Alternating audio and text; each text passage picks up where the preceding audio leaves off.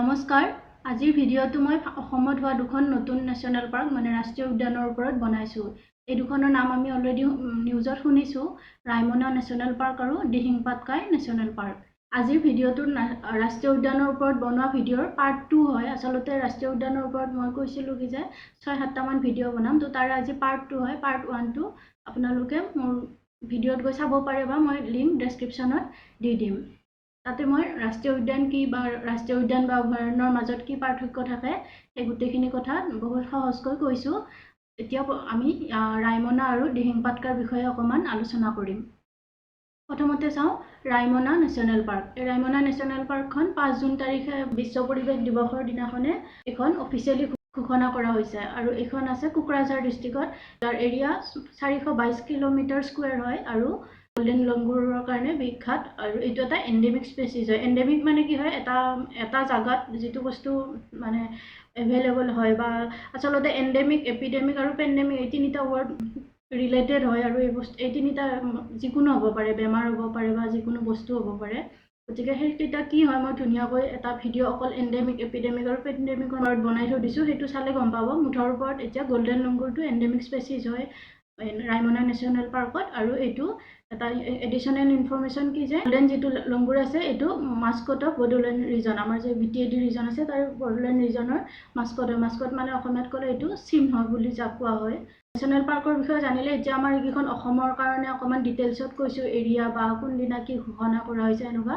কিন্তু আমাৰ national park বুলি ক'লে ডাইৰেক্ট নামটো আৰু ক'ত আছে, আৰু যদি বিশেষ কিছুমান যদি এনেইতো নেশ্যনেল পাৰ্কত মানে কি হয় সকলোবোৰ জীৱ জন্তুৱে সকলোবোৰ নেশ্যনেল পাৰ্কত আছে, কিন্তু স্পেচিয়েল কিছুমান জীৱ জন্তু থাকে, যেনেকৈ কাজিৰঙাত ওৱান হৰ্ণ ৰাইনো আছে বা ইয়াতে গোল্ডেন লংগুৰ। তো তেনেকুৱা যদি বিশেষ কিবা থাকে সেইটো স্পেচিয়েলি মনত ৰাখিব লাগে, জেগাটো মনত ৰাখিলে হ'ল আৰু নামটো। বাকী এইখিনি জাষ্ট মানে প্ৰথমবাৰ জনাৰ কাৰণে এডিশ্যনেল ইনফৰমেশ্যন দিয়া হয়, কিন্তু ফাইনেলি অকল সেইটো গম পায়, সেইখিনি মনত ৰাখিলেই হ'ব। দ্বিতীয়খন হৈছে দিহিং পাটকাই নেশ্যনেল পাৰ্ক। এইখনটো কালি ঘোষণা কৰা হৈছে। আচলতে এইখন আছিলে ৱাইল্ড লাইফ চেংচুৰী, 2004 ঘোষণা কৰা হৈছিল। তাৰ পাছত ইয়াতে কিবা মাইনিং, কোল মাইনিঙৰ এনেকুৱা বিভিন্ন ধৰণৰ প্ৰব্লেম হওঁতে মানে কাৰণ কি হয়, ৱাইল্ড লাইফ চেংচুৰীত মই আগৰ ভিডিঅ'ত কৈ থৈ দিছোঁ অকণমান লিমিটেড মানে পাৰ্মিশ্যন থাকে, কিন্তু তাতো মানুহৰ যেতিয়া ইলিগেল মানে এক্টিভিটিবিলাক বেছি হ'ল তেতিয়া 2020ত চিফ মিনিষ্টাৰ তেতিয়া সময়ত কোন আছিলে, সৰ্বানন্দ সোণোৱাল, তেতিয়া ঘোষণা কৰিছিল যে এখন নেশ্যনেল পাৰ্কলৈ আপগ্ৰেড কৰা হ'ব। আৰু এতিয়া ফাইনেলি আপগ্ৰেডেশ্যনৰ কাম চলি আছিল, তো কালি অফিচিয়েলি এইটো ঘোষণা কৰিছে কি যে 9 জুন 2021 যোৱাকালি এইটো নেশ্যনেল পাৰ্ক বুলি অফিচিয়েলি ঘোষণা কৰা হৈছে। আৰু এইখনৰ এৰিয়া কিমান হয়, মোটামুটি 232 কিলোমিটাৰ স্কুৱেৰ আৰু ডিষ্ট্ৰিক্টত আছে ডিব্ৰুগড় আৰু তিনিচুকীয়া।